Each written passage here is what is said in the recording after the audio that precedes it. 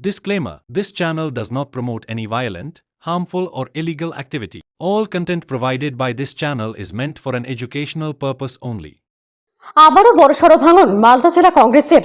দক্ষিণ মালদার কালিয়াচক এক ব্লকের কংগ্রেস ও সিপিএম ছেড়ে 7 জন নির্বাচিত পঞ্চায়েত সদস্য যোগ দিলেন তৃণমূলে। এর ফলে কংগ্রেসের দখলে থাকা শ্রীরামপুর 2 গ্রাম পঞ্চায়েতটি একক সংখ্যা গরিষ্ঠতায় তৃণমূল দখল করতে সফল হল।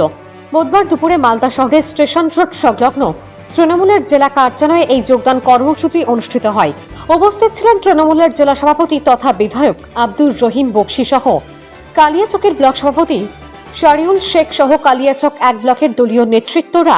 এদিন শ্রীরামপুর 2 গ্রাম পঞ্চায়েতের প্রধান ফিরোজা খাতুন সহ কংগ্রেস দলের 6 জন নির্বাচিত প্রতিনিধি উপস্থিত থেকেই তৃণমূলে যোগদান করেন। তার আগে সংশ্লিষ্ট পঞ্চায়েতে সিপিএম দলের আরও একজন নির্বাচিত সদস্য তৃণমূলে যোগদানকারী পঞ্চায়েত সদস্যের গলায় মালা পরিয়ে এবং দলীয় ঝান্ডা হাতে তুলে স্বাগত জানান তৃণমূলের জেলা সভাপতি আব্দুর রহিম বকশি। প্রতিনিধি ছিলাম এতদিন, কিন্তু মানুষকে সরাসরি পরিষেবা দিতে ব্যর্থ করেছি তবুও অল্প, কিন্তু মানুষের স্বার্থেই কাজ করতে চাই। মাননীয় প্রধানমন্ত্রী মুখ্যমন্ত্রীর আদর্শ ও উন্নয়নমূলক কাজে আমরা অনুপ্রাণিত হয়েছি বলে আমরা জাতীয় তৃণমূল কংগ্রেসের পতাকাটা হাতে তুলে নিলাম। কংগ্রেস নেতৃত্বকে জানিয়েছেন? হ্যাঁ, জানিয়েছি। কি বলেছিলেন তারা? আমরা মানুষের স্বার্থে কাজ করতে চাই, তারা বাধা দিলেও আমি মানুষের স্বার্থেই কাজ করব। এখন আপনারা কি করবেন? কি ধরনের কর্মসূচি নেবেন? এখন উন্নয়নমূলক কর্মসূচি গ্রহণ করব।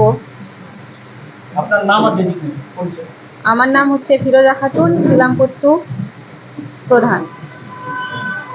আজকে আমাদের জয়নিং সভা অনুষ্ঠিত হলো কালিয়াচক 1 নম্বর ব্লকের শ্রীরামপুর 2 নম্বর গ্রাম পঞ্চায়েতের প্রধান ফিরোজা বিবি সহ আরো 5 জন গ্রাম পঞ্চায়েত উপপ্রধান সাহেবও আছেন, আর একজন সিপিএম এর নির্বাচিত মেম্বার, টোটাল 7 জন আজকে আমাদের এখানে দলের সাথে যুক্ত হলেন। অর্থাৎ শ্রীরামপুর পঞ্চায়েত আমাদের তৃণমূলের দখলে, আজ থেকে তৃণমূলের দখলে আসলো এবং আমাদের ওখানকার কালিয়াচক 1-এর যে ব্লক সভাপতি তৃণমূল কংগ্রেসের শারিউল ইসলাম, তার নেতৃত্বে এবং পার্টির নেতৃত্বে আজকে তারা সকলে মিলে এখানে জয়েনিং করেছেন। আমরা লক্ষ্য করছি যে বিজেপিরা এই রাজ্যকে ভেঙে দিবার একটা কুচক্রান্ত করছে, অগণতান্ত্রিক পদ্ধতিতে মানুষের মধ্যে একটা বিভেদ সৃষ্টি করার চেষ্টা করছে। তখন মমতা ব্যানার্জিকে সমর্থন করে আজকে কংগ্রেসের সেখানে গ্রাম পঞ্চায়েত ছিল, তারা সকলে মিলেই কিন্তু আজকে এখানে আমাদের দল যুক্ত হচ্ছে। কিছুদিন আগে লোকসভা নির্বাচনে যে কোনো কারণে ভেলকিবাজি দেখিয়ে কংগ্রেসরা সেখানে জিতে গেছে লোকসভাতে, কিন্তু মানুষ আমাদের সাথে আছেন। আজকের এই জয়নিং সভা তার প্রমাণ। ওই গ্রাম পঞ্চায়েতটা কাদের দখলে ছিল? কংগ্রেসের দখলে। কংগ্রেসের প্রধান আছেন ফিরোজা বিবি এবং প্রধান আছেন, মেম্বাররা আছেন। সেখানে টোটাল 21 জন মেম্বার ছিল। 21 জন মেম্বার মধ্যে আমাদের 5 জন ছিল, একজন সিপিএমের ছিল, বাদ বাকি কংগ্রেসের ছিল।